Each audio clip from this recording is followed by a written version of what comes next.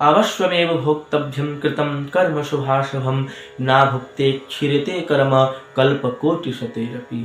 हमारे और आपके द्वारा किए गए शुभ अथवा अशुभ जो कर्म फल होते हैं उनको हमें भोगना ही भोगना पड़ता है, भले इस जन्म में अथवा अगले जन्म में या फिर कल्प कोटि शतेरपि, भले हजारों कल्प बीत जाएं, लेकिन हमारे और आपके द्वारा किए गए शुभ अथवा अशुभ जो कर्म फल होते हैं उनको हमें भोगना ही भोगना पड़ता है।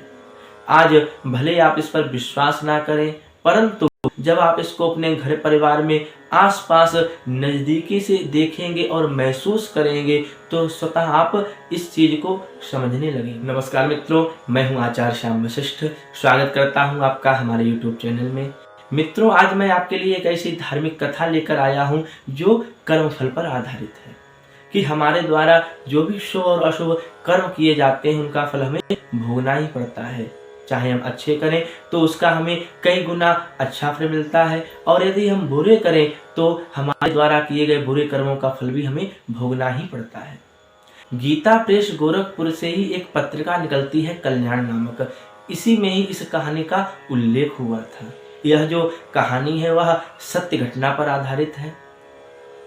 एक व्यक्ति की यह कहानी है जो निराश हो चुका है, सरकारी नौकरी की तैयारी कर रहा है, उसे लगातार असफलता ही मिल रही है। आज भी जो उसका एग्जाम था उसमें भी यह असफल ही हुआ है। घर की जिम्मेदारी, परिवार के ताने, जो आस पड़ोस रिश्तेदार, उनके भी ताने इसको मिल रहे हैं कि इतने वर्ष हो चुके हैं और यह तैयारी कर रहा है लेकिन सफल नहीं हो पा रहा है। आज वह इतना ज्यादा निराश है, उसके मित्र भी उसे समझाने के लिए आए। जब उसको ज्यादा परेशान देखा तो उसके मित्र उसे समझाने के लिए बाहर लेके गए। वह जा ही रहे थे कि रास्ते में उनकी नजर एक वृद्ध गाय पर पड़ती है जो कि कई दिनों से जल में फंसी हुई थी। कई दिनों से तालाब में फंसी होने के कारण जो उसके मांस था वह भी मछलियां खाने लगी थी। वह वृद्ध होने के कारण बाहर निकल नहीं पा रही थी। उन लोगों ने तय किया कि हम इस गाय को बाहर निकालेंगे। काफी प्रयास करने के बाद, कोशिश करने के बाद उन लोगों ने उस गाय को बाहर निकाल दिया और काफी देर तक उसकी सेवा करते रहे। जब तक वह गाय स्वतः खड़ी होकर ना चली गई तब तक वह लोग वहीं पर बने रहे। वैसे तो मित्रों यह एक छोटी सी सहज घटना है, परंतु इस घटना ने उस व्यक्ति का जीवन ही बदल कर रख दिया, क्योंकि जब अगली बार उसका एग्जाम हुआ तो वह एग्जाम में पास ही नहीं बल्कि आज वर्तमान में गवर्नमेंट अधिकारी बन चुका है।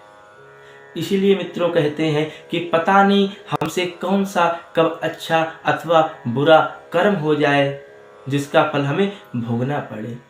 आप सदैव इसको ध्यान रखिए और प्रयास कीजिए हमसे भूल कर भी ऐसी कोई गलती ना हो जिससे किसी की आत्मा दुखे, किसी को कष्ट पहुंचे। सदैव कभी भी ऐसा कोई अवसर अगर यदि आपको प्राप्त होता है जिसमें आप किसी की सहायता कर सकें तो आप अवश्य कीजिए, क्योंकि यही जो हमारे द्वारा किए गए शुभ कर्म होते हैं इन्हीं का ही परिणाम हमें मिलता है और भगवत कृपा हमको प्राप्त होती है। क्योंकि जब व्यास जी ने 4 वेद, 18 पुराण और सभी शास्त्रों की रचना कर दी तो उन्होंने अंतिम में सभी का सार बस एक श्लोक में लिखा।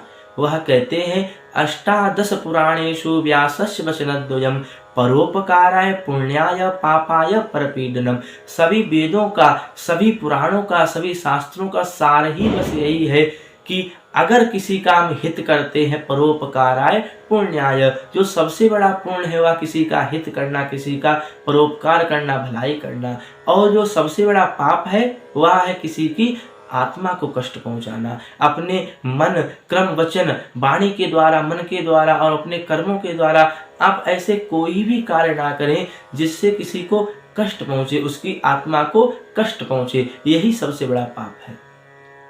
आशा करता हूं मित्रों यह आज की कहानी आपको अच्छी लगी होगी। वीडियो लाइक करें, कमेंट करें। पुनः फिर मुलाकात होगी, तब तक के लिए जय श्री राधे।